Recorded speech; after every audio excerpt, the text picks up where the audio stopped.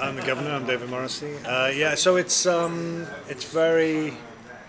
We're having a ride. You know, it's great. It's more of the stuff that the fans love, but with added elements to it.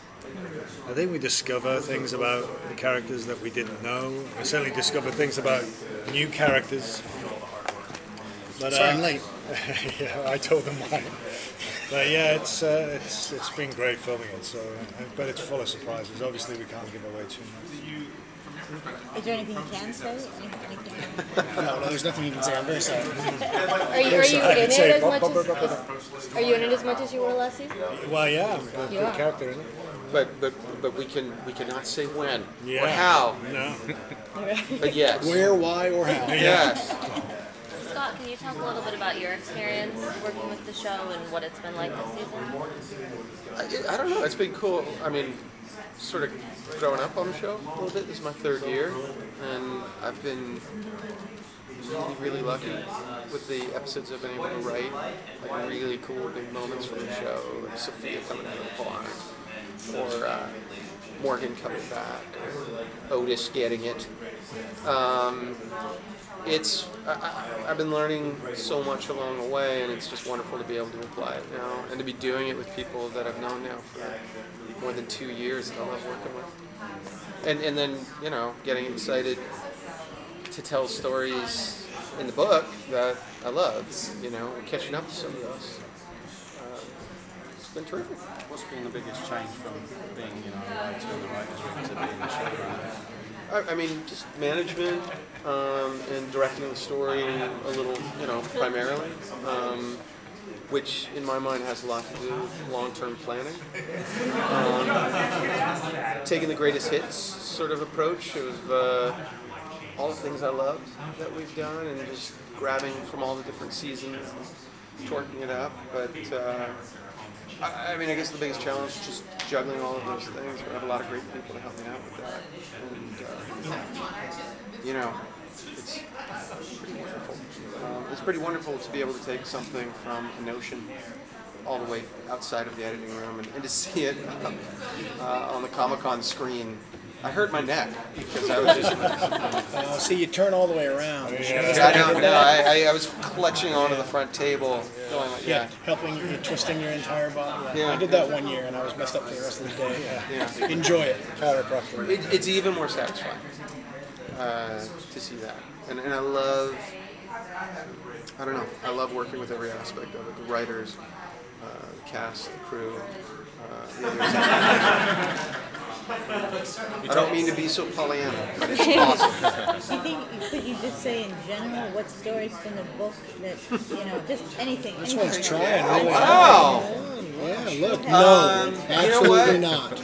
I mean, to tell you the truth, to say direct stories from the book, we're past a lot of stories in the book. There's characters that are dead on the show that aren't dead in the book. There's characters on the show that aren't in the book. So it's remixing a lot of elements from the book in different contexts with different characters a lot of the time, but taking the emotional thrust of those elements, I don't know, putting them all in a different rhythm.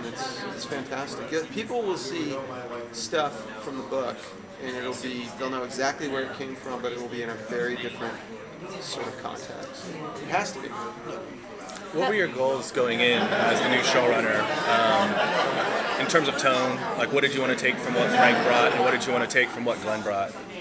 Well, I mean, I worked on both of those seasons, and I wanted to do more of the stuff that I got to do with those guys, and those guys absolutely let me run with those things, those aspects of the show. Didn't want it to be a brand new show. I love this show. Yeah. So the greatest hits probably is the best way to describe it. And then I love the comic. It's funny, I did want to get in some ways closer to the comic. You can't now. So it's just taking elements from the comic and doing it in different ways. It's a very creative, exciting sort of thing to be doing. And in some ways you'll see stories that are totally outside the comic, never seen before. But the basis of those stories are totally from the spirit of stories told in the comic. So. You know, we saw the governor obviously continue on into this season. How will his story and maybe the search for the governor and that eventual confrontation between those two camps look like, and how will that be different this season? It's a very leading question. Look, I can say this: Michonne as a character is very invested in what happened with Andrea, and I think more than any other character when we come back is driven to find the governor, to figure out what's going on with him, figure out where he is, what he may be plotting, what he may be trying to do, and bringing him to justice. And that's something that her character was dealing with very early on. So I think I can't say anything more than that. I'm at the edge of my seat. Oh my God, what's he going to say? And what about the governor? How will he be different this season after? We'll have to find out.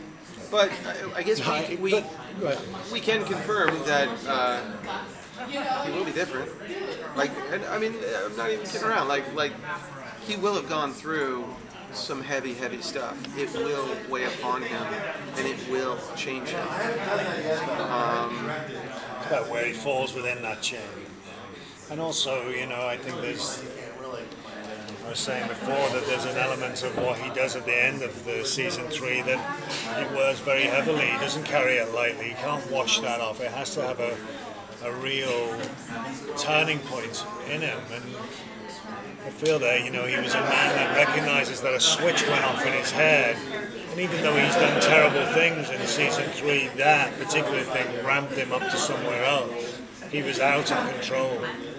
And I think that's a very worrying thing for him, is that switch that takes him into this dark place.